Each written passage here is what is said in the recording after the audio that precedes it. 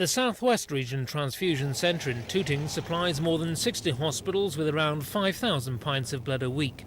But the centre is suffering from a chronic staff shortage, and with fully qualified technicians receiving just under £7,000 a year, there's little hope of recruiting more staff. So to keep up levels of blood supply, the centre has opted to go for quantity rather than full quality control of the blood. AIDS and hepatitis B will still be tested for, but there could be a reduction in the amount of high-quality blood the centre supplies. Leukemia patients often need blood supplies that include high levels of what are called platelets to help their blood clot. This is achieved by spinning the blood at high speed.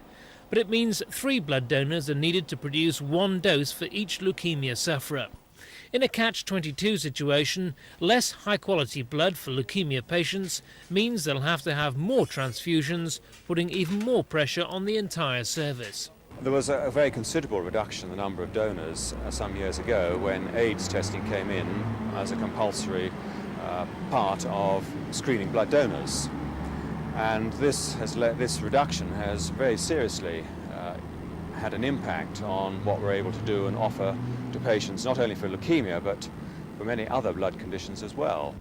Unless the transfusion service can offer better prospects for new staff, its standards will deteriorate. If we find that we lose trained staff, as we have done in the past year or so, and cannot recruit new staff to replace them, then that certainly is going to happen. The service will eventually collapse if it goes on getting worse and worse.